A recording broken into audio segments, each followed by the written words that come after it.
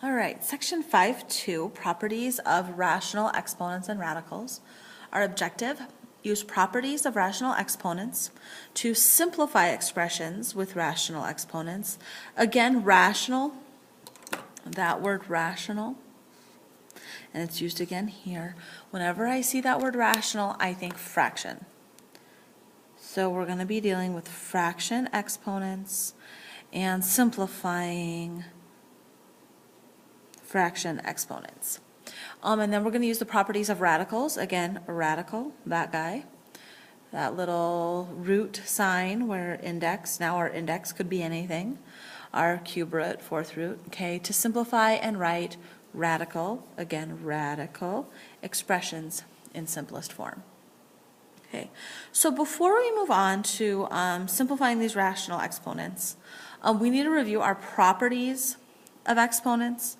Just our plain old properties of exponents. I like to think of these as shortcuts because in many cases you can get by without remembering them, but if you can remember them, they make life easier. So if you can remember these properties or shortcuts, they make the problems easier to do. So it's worth trying to get these into your memory.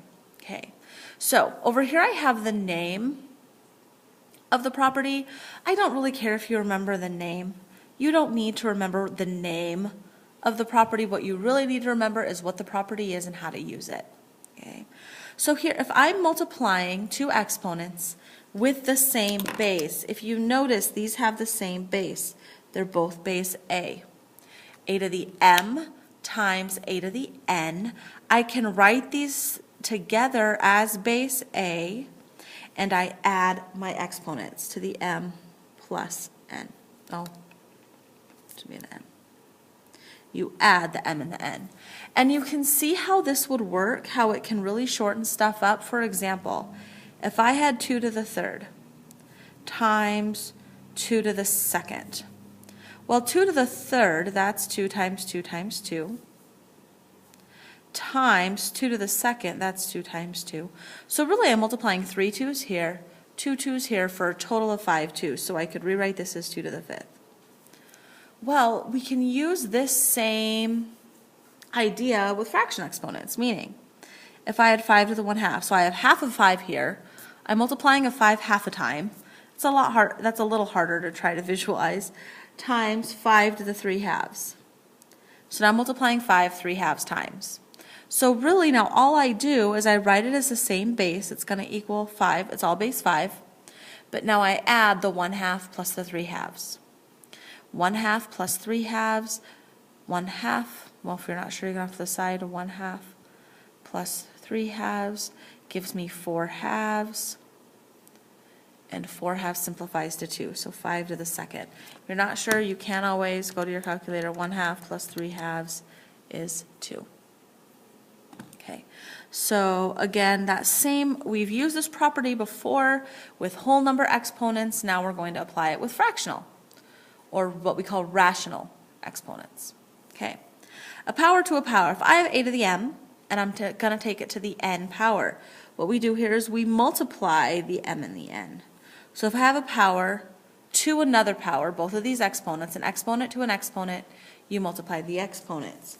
For example, if I had 3 to the 5/2 power, and I want to take that whole thing to the second power. Again, knowing this rule can help us shortcut this out, because I would think, okay, so I have this twice, so I would take 3 to the 5/2 times 3 to the 5/2, and then I have to come back and use this rule. I'd add those exponents. But it's much easier if I remember this rule, a power to a power, I multiply the exponent. So I take 5/2 times 2 ends up giving me 5. So this is the same as just 3 to the fifth. Okay. Right. If I have a product of two things, so there's a multiply. I'm putting my little multiply dot in here. So I have a times b to the m. I can just apply that exponent to each thing. A to the m times b to the m. Okay, so if I have 16 times 9 to the 1/2, well, I could take 16 times 9 That's really big, 144, okay? Or I could take each of these, since it's a multiply in here, it's the same as 16 to the 1/2 times 9 to the 1/2. Well, 16 to the 1/2 is 4. Remember, that's the square root. If we remember, this is the square, so this would simplify into the square root of 16 times the square root of 9. The square root of 16 is 4, the square root of 9 is 3, 4 times 3 is 12. Kept my numbers small, okay? Our negative exponent takes the reciprocal. This little negative in here, this little negative right in here, that little negative right there tells me to take the reciprocal. Okay, so this is going to take me to take the reciprocal of a to the m. So it would be 1 over a to the m. If you notice, my exponent's still there. My m is still there, but now it's just the reciprocal of it. So if I had 36 to the negative 1/2, this would be the same as 1 over 36 to the 1/2. Well, 36 to the 1/2, that's the square root of 36, and the square root of 36 is 6, so that would be 1 over 6. All of these are equivalent. There are different ways, but this is the simplest way of writing it. Okay. Zero exponent, anything to the 0 power is 1. It doesn't matter what it is. 213 to the 0 power is 1. Okay. There's one little exception, the base, the a, can't be 0. 0 to the 0 isn't 1. 0 to the 0 is 0. Okay. And that's the same with this reciprocal thing. Here your base cannot be 0 because you can't take 1 over 0. That's undefined. Okay. A to the m divided by a to the n. Here when we multiplied with the same base, we added the exponents. Here when we divide with the same base, we're going to subtract the exponents, m minus n. So if I had 4 to the 5/2 divided by 4 to the 1/2, that would be the same. They're both base 4, so it'd be 4, and now I'd subtract the exponents. I take 5/2, subtract 1/2. The exponent of 5/2, take away 1/2 is 4/2. 4/2 is 2, so this is the same as 4 to the 2nd. Well, 4 to the 2nd is just 16. Okay. And when I'm dividing here, like when I was multiplying inside to an exponent, I applied that exponent to each piece. That same works with dividing. This would be a to the m divided by b to the m. You take both pieces. Okay, so if I had 27 divided by 64, all to the 1/3 power. Well, that's the same as taking 27 to the 1/3 and dividing by 64 to the 1/3. Well, taking something to the 1/3 power is the same as cube rooting. So this would be the cube root of 27, the cube root of 64. The cube root of 27 is 3, the cube root of 64 is 4. So this is all the same as 3/4. Okay. All right, so now let's do a few examples. So for the first example, I have 7 to the 1/4 times 7 to the 1/2. They have the same base. They're both base 7 here, base 7, and I'm multiplying. So when I'm multiplying there, I add the exponent. So this would be base 7, and I would need to take the 1/4 and add the 1/2 to it. 1/4 plus 1/2. If you are a bit fraction phobic, you can always go ahead and type that in. 1/4 plus 1/2. We get 0.75, which is 3/4. Again, we want that as a fraction. So this would be the same as 7 to the 3/4. Okay. All right, here we have 6 to the 1/2 times 4 to the 1/3. That's all to the 2nd power. Well, I can't put these things together. They're not the same base. This is base 6. This is base 4. But I do have this thing times this thing. I'm multiplying two things and taking it to a power. Multiplying two things to a power, so I apply that power to both pieces. So I take 6 to the 1/2, and I'm going to take that to the 2nd, times 4 to the 1/3, and we're going to take that to the 2nd. So I'm going to take each of these pieces to the 2nd power. Well, now we have a power to a power, so I would multiply. So this would be 6 to the 1/2 times 2, times 4 to the 1/3 times 2. Well, 1/2 times 2 is just 1. So this would be 6 to the 1 times 4 to the 1/3 times 2 is 2/3. So 6 times 4 to the 2/3, I think that's about as far as I can take it because they're not the same base. Okay, here I have 4 to the 5th times 3 to the 5th. Okay, well, here I could do this the same way I did this one, but if you notice these have the same exponent, these have the same exponent, they're both to the 5th power. So I'm actually going to use this rule backwards because I've got this kind of thing going on. I have a to the m times b to the m. 4 to the 5th times 3 to the 5th. So I'm going to write it as 4 times 3 to the 5th. 4 times 3 to the 5th. That's this guy right in here. But then I need to take that whole thing to the -1/5. Take that all to the -1/5. Well, I can easily take 4 times 3. That's 12. So I'll have 12. And a power to a power. Power to a power, you multiply those exponents. So I'm going to take 5 times -1/5. Well, 5 times -1/5 is -1. So this ends up giving me 12 to the -1. Well, a negative exponent takes the reciprocal, so that's going to be 1 over 12 to the 1. Well, 12 to the 1 is just 12. 1 over 12. All right, so now here, this one might look a bit odd just because this doesn't have an exponent on it, the 5. Well, I can put an exponent on it. I can put a little 1. This is 5 to the 1 divided by 5 to the 1/3. Well, when I'm dividing, we subtract the exponent. So I would take, my base is 5, because that's the base here, take 1, subtract 1/3.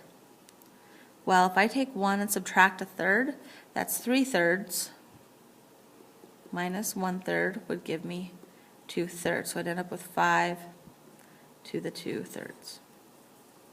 Simplify that out. Okay. All right, next page. Okay, so now we're going to apply, and we've already done that some, how we can switch back and forth between exponents and radicals. So now we're going to have some properties of radicals.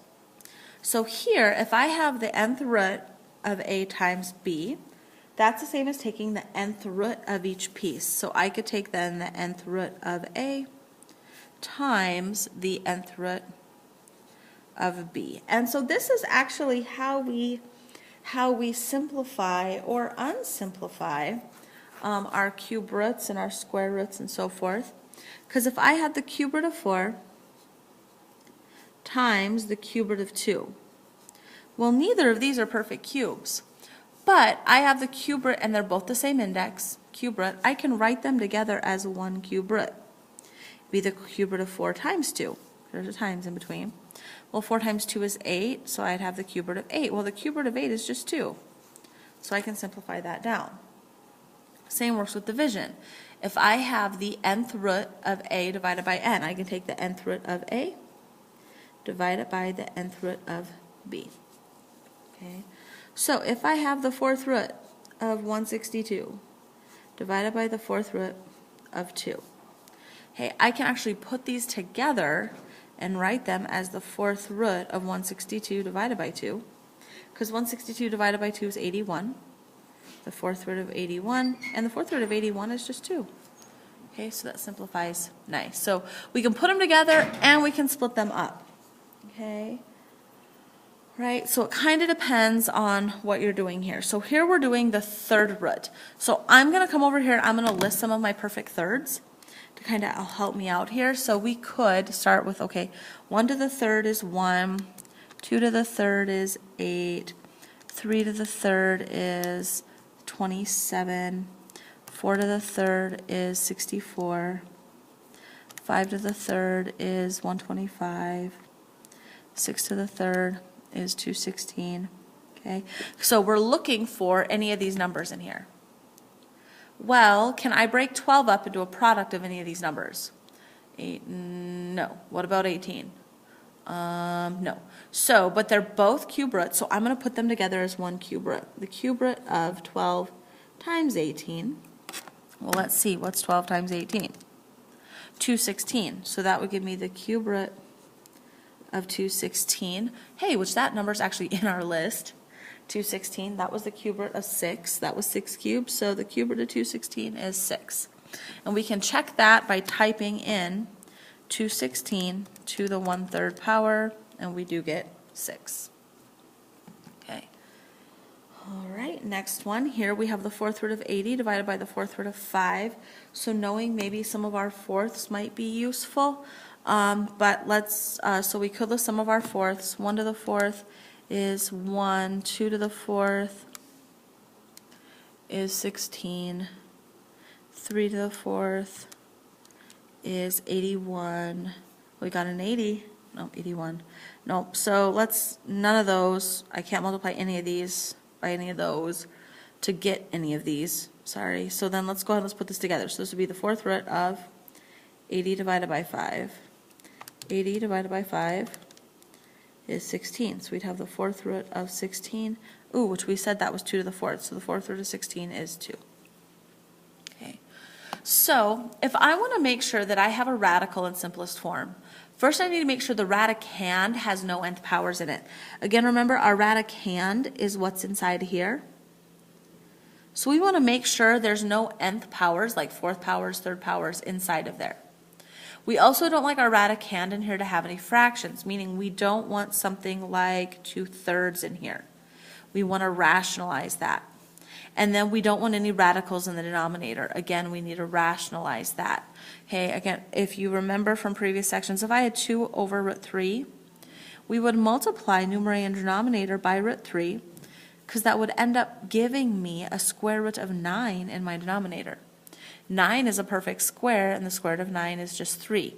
So let's simplify that. So we're going to be doing that same process. Okay. So here we want to write in simplest form. So we want the cube root of 135. So I'm going to try to break 135 up into perfect cubes.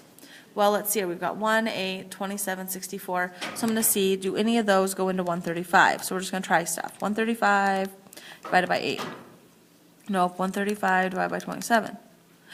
27 and 5. So we can split this up into the cube root of 27 times the cube root of 5, because the cube root of 27 was just 3, and then we'll have 3, the cube root of 5. So the radicand has nope, there's no 3rd powers in 5. 1, 8, 27, nope, none go into 5. It has no fractions in here, and we don't have a radical in our denominator, so there, I'm done. Okay, so here we have the 5th root of 7 divided by the 5th root of 8. Hey, in a previous fraction when we put them together, but that's because 80 would divide by 5. Here, 7 does not divide evenly by 8. So we need to find a way of simplifying this. Okay, and I have a radical in my denominator. So my goal is to get rid of this radical in my denominator. Okay, but I can't just multiply by the 5th root of 8, because if I just multiplied, like in this process up here, if I just multiplied by the 5th root of 8, I would end up with the 5th root of 8 times 8 is 64. 64 isn't a perfect fifth. 64 to the 1/5, that doesn't work. So we're looking at perfect fifths. So I'm going to start off by listing a bunch of my perfect fifths. So we're going to go 1 to the 5th, of course, is 1, 2 to the 5th, and we're checking to see, can I multiply 8 by anything to get to any of these numbers? Because I want a perfect fifth here. Well, the second one I did, I got 32. Well, 32 is 8 times, if you're not sure, 8 times 4. 8 times 4 is 32. So if I multiplied this by the 5th root of 4, numerator and denominator, by the 5th root of 4, what I end up getting is the 5th root of 7 times the 5th root of 4 gets me the 5th root of 28. Divided by the 5th root of 8 times the 5th root of 4 gets me the 5th root of 32. But the 5th root of 32 is just 2. So I'd end up with the 5th root of 28 divided by, if you're not sure, 32 to the 1/5 is 2. So then I got rid, what we did here is called rationalizing. We rationalized the denominator. okay, because it no longer has a radical in it. Okay, so we have the 5th root of 28 divided by 2. So now we know if we were to divide this up, we'd have 2 equal pieces. And then the 5th root of 28, can we simplify that up into perfect fifths? Well, the smallest fifth is 1 and 32. 32 doesn't go into 28, so that's as far as that will go. Okay. All right, so here we want to write, we got to talk about this idea called a conjugate. We've talked about conjugates already in the previous section. We'll use them in this section to rationalize. Again, if you remember a conjugate, which if I had a plus the square root of b, the conjugate would be a minus the square root of b. And when we multiply these two things, it's interesting. What ends up happening is the square root ends up adding out. So to simplify something like 1 over 5 plus root 3, we're going to multiply by the conjugate. We're going to multiply the numerator and denominator by the conjugate. So I have 1 over 5 plus root 3. So I'm going to multiply numerator and denominator by 5 minus root 3. Because what ends up happening here, when I multiply this out, 1 times 5 is 5. 1 times root 3 is negative root 3. But now here I have 5 times 5 is 25. 5, that gives me negative 5 root 3. When I take 5 times negative root 3 times 5 is positive 5 root 3. Positive root 3 times negative 3 gives me negative root 9. Well, these middle terms add out. The square root of 9 is just 3, so I'm left with 5 minus root 3 divided by 25 minus 3. Well, 25 minus 3, we can deal with that. That's 22. So I end up with 5 minus root 3 divided by 22. Again, no radical in my denominator anymore. That was our goal, to get rid of that radical down there. Okay, so we just have a few more examples. Okay, we might not do all of them. I just wanted to make sure we had enough in case we needed them. Okay, so now here we have the 4th root of 10. We're going to be introducing adding and subtracting. When adding and subtracting radicals, it's important to remember you can only add and subtract like terms. If you want to add or subtract, they have to be like terms, meaning they have to have the same radical part. So here I have a 4th root of 10, and I want to add that to 7 4th roots of 10. So really I have 1 4th root of 10 here, 7 here. So when I add them, I'm going to have 8 4th roots of 10 left. Again, we're trying to treat these guys a bit like variables. Okay. And let's see, 4th root of 10, there are no perfect fourths in 10, so that's about as far as that will go. Okay. Same here, I have 2 8 root to the 1/5. Here's an 8 to the 1/5. So they're like terms. I have 2 of them here, 10 of them there, so when I add them, I have 12 of them. 12, 8 to the 1/5. So 12 times 8 to the 1/5. Sometimes at first glance it looks like you can't add them because this is the cube root of 54, this is the cube root of 2. But if you can simplify that cube root, so we're dealing in perfect cubes. 1 cubed is 1, 2 cubed is 8, 3 cubed is 27. We're looking, does 54, do any of these go into 54? 54 divided by 8, nope. 54 divided by 20, I'm taking 54 divided by 27. That goes in twice. So I can rewrite this guy as the cube root of 27 times 2 plus the cube root of 2. So then I can break this up, the cube root of 27 times the cube root of 2 plus the cube root of 2. The cube root of 27 is 3, so I have 3 cube root 2 plus cube root 2. Well, now these are like terms. I have 3 of them here, 1 of them here, so I end up with 4 cube roots of 2.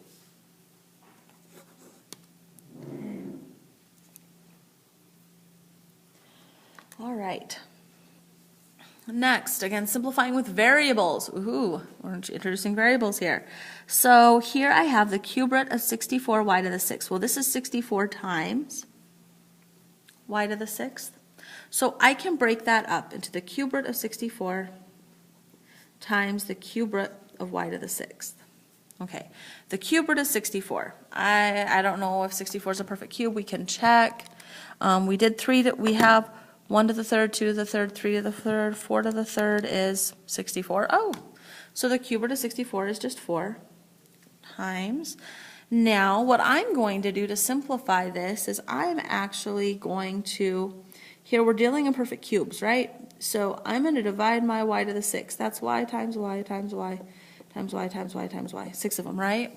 But we're dealing with cubes, y to the third. We want to deal with thirds. So I'm going to group these up. I'm going to treat these as a y to the third. These is a y to the third. So I have the cube root of y to the third times y to the third, because that's just y to the sixth. But the cube root of y to the third is just y. This cube root of y to the third would also just be y. So I have 4 out here times y, 4 times y, which is 4y to the second. Okay.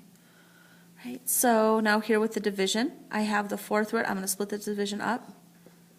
The fourth root of x to the fourth divided by the fourth root of y to the eighth. Well, the fourth root of x to the fourth is just x. Okay. And then this fourth root of y to the eighth, I'm going to divide that up into 4 y's and 4 y's. That's 8 of them total. 4 and 4 is 8, because the fourth root of y to the fourth is y. Fourth root of y to the fourth is y, so I have y to the second down here. X over y to the second. Okay. All right, sometimes you can't divide it. These divide it up nice and even. Sometimes they don't so much, so you have to divide them a little differently. Here with I have the fifth root. 5 doesn't go into 8 evenly, but I can still divide these up. So I'm going to have the fifth root up. I'm going to divide all this up into as many fifths as possible. Well, 4 isn't a perfect fifth, so there's nothing I can do with that. But a to the eighth, I can write that as a to the fifth times a to the third. Again, 8 total, 5, 6, 7, 8. Okay. B to the 14th, well, that's b to the fifth. There's 5 of them. B to the fifth, there's 10 of them. And then a b to the fourth.